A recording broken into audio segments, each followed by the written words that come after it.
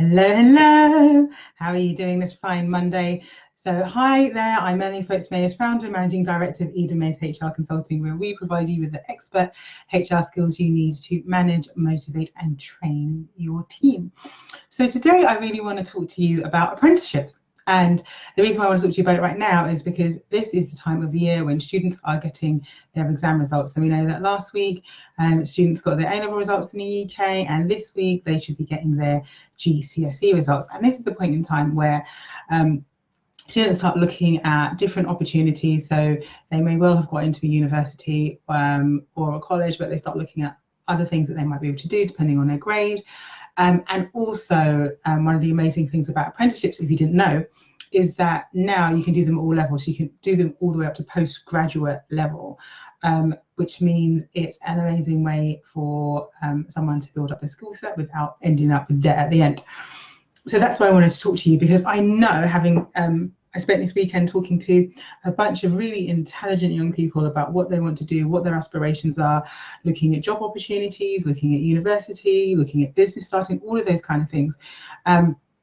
And a really big thing is that, you know, coming out of uni with £15,000 to £30,000 of debt is quite a scary prospect. And the way that apprenticeships have changed with the Apprenticeship Levy has meant that there's an opportunity to get some amazingly great skilled staff without it costing you a fortune and without them coming out at uni in 3 or 4 years' time with a bunch of debt. So that's what I want to talk to you about. I want to talk to you about how, as a business owner, you can use apprenticeships to build your team in a really cost-effective manner. So if you're watching live, say hi. If you're watching it on the replay, say hi. So first of all, really what I want to find out from you, and do let me know in the comments, is if you currently have any staff. So give me a 1 if you currently have any staff, and give me a 2 if you don't have any staff yet, but you could definitely do with someone to give you a helping hand. Now, one of the things that that's really great about apprenticeships is the fact that you get someone who is learning on the job. So just so you know, that apprenticeships don't only apply to people who are 16 to 18 or 21. Actually, you can be an apprentice at any age. And so lots of employers even are offering their staff training that comes in the form of an apprenticeship, an approved apprenticeship, because that means basically they get a qualification at the end of it.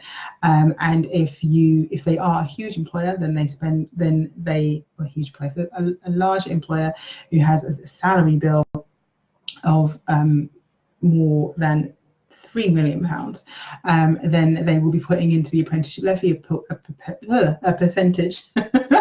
And if they're not, if you don't have that kind of huge bill, which for the small business owners that we work with probably don't, it means that you can dip into this Apprenticeship Levy, which is awesome, and you can use that. And that means that you only have to pay 5% of your apprentices trainee fees.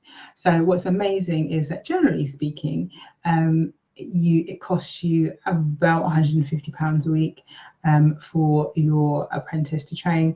And apprenticeships these days work very differently. So back in the day, apprenticeship used to be based on the trades, so, you know, plumber, carpenter, that kind of thing.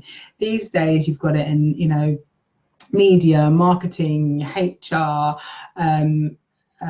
practically anything that you would want to do, you can find an apprenticeship in, and they're also accredited organisations who can create bespoke programs for you. So everything's in the art of the possible.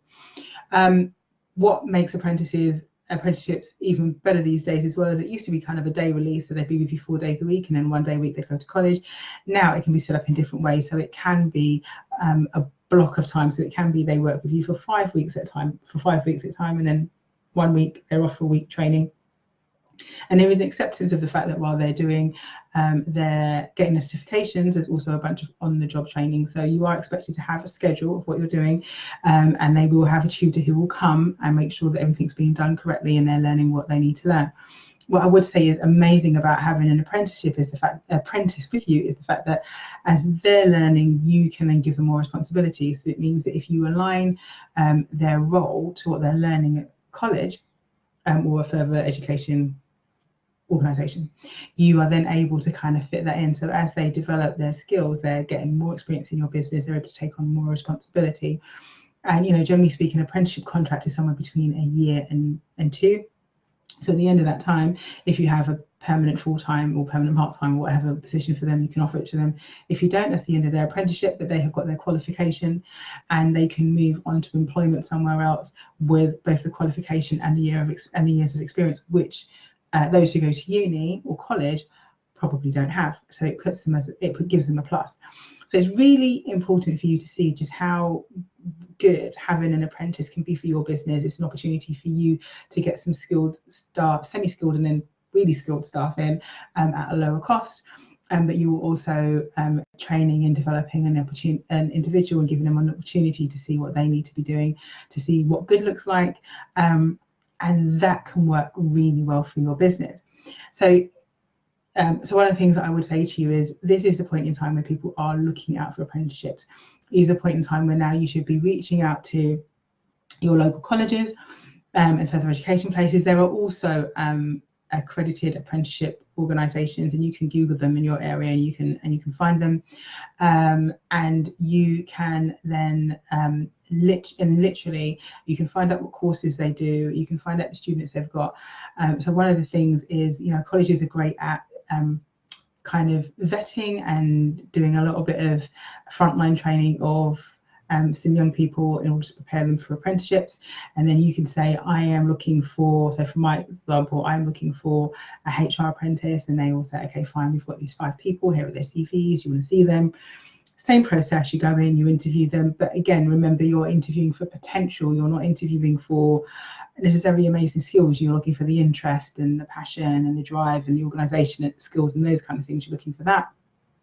So then you can interview and you can get them in. There are some organisations that do a kind of like a trial, so it's kind of like a pre-apprenticeship, so maybe they might be with you for a month or 6 weeks, just working alongside you, just seeing what it's like, and then you decide at the end of that, do you want to take them on their apprenticeship contract. So that's quite a good try before you buy. Not everybody does that, but it's quite a good way of seeing things.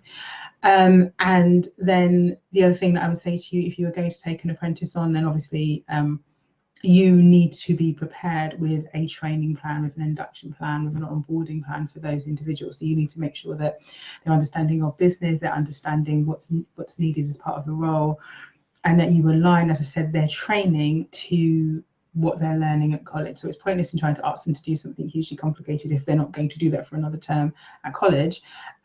While you might have them shadow you and see how you do it and ask them questions and stuff, you probably want to wait until they get that theory behind them, until they've really been able to test it in a safe environment before you let them out loose with your public. So really it's important for you to just look at the fact that it will take an investment of your time. It will be more than the investment of the time of getting someone who's experienced in, but it's a really great opportunity for you to get someone who is interested in your industry, is interested in developing their career, to be with you for a year to 2 years, to really look at building their skill set, to really look at how they're going to what it's like to be working, what it's like to get up every morning, all of those things. You have to, one of the things that I do tell my clients about apprenticeship, remember that it's a combination of kind of management care and pastoral care. So there will be some need to give an understanding of office etiquette, about how things are done, about the way things ought to be done, because they might not necessarily have experienced that in their life. And so you do have to be aware that it is going to take you a bit of time to do that. But again, this is the reason for you doing the interview process. This is the reason for you to be really clear about what you're looking for. I think apprenticeships are wonderful. I think they're an amazing opportunity for people.